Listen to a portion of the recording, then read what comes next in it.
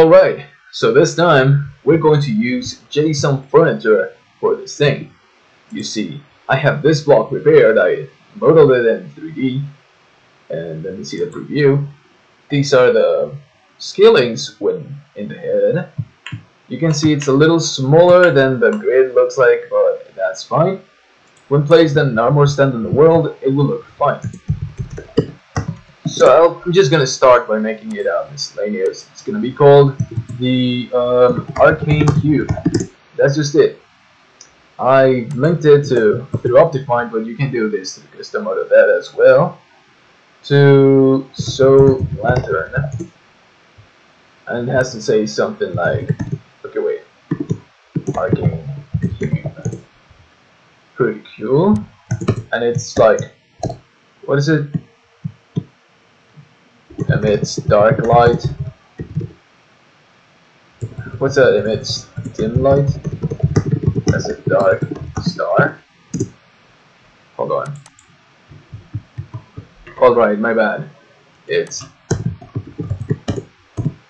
does shine as a dark star. This is supposed to be the lore. Alright, so now it links to the texture Arcane Cube. What's cool about this is that, let me give it a custom model data value like 10 or something. Now, if I try to place it down, it's just a Soul Lantern. So I call GooP Optifine toggle JSON, and it has been registered. When I put it down, it's the actual cube. Without the texture pack, this is going to look like a barrier block and an armor stand with a Soul Lantern on his head, but we don't care about not having the texture pack. So we have the damn Arcane Cube right here, and we're going to make it part of the structure. So instead of having a crying obsidian, we are going to need an Arcane Cube to make this station work. Actually, we'll just edit the composition. Edit composition. Arcane altar. Let me select it though.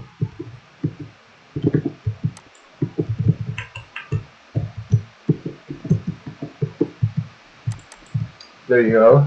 So now edit composition, Arcane altar, selection, and now when I try to like build it, build Arcane altar, it will build with the damn cube in there. And not having it will prevent players from opening it. So now, what we make is some expensive crafting station. Where was it? Here. You can make it drop from a boss, drop from like craftable. Right now, I'm just gonna make it be shaped, and it requires a material relic essence, which is a pretty expensive crafting material. It's going to require material the ice essence. It's going to require 2 or 4 of them actually. Of course, material the method. There you go. And you do MMOItems, reload recipes. I think you have to relog sometimes. Now, if you have the appropriate materials, of which I'm just gonna get them. Not drink. What am I doing? Materials. You need relic essence. You need a mithril. You need an ice essence. You need a crafting table.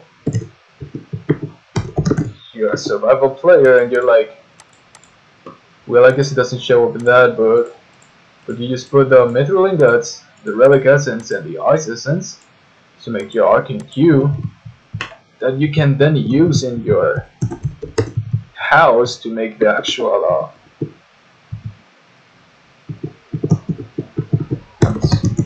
adventure mode that you can use to make the damn Arcane Forge. The stairs are optional because we didn't make it require air, but I guess they also don't need to be part of there. And that's another way you can make players require these things.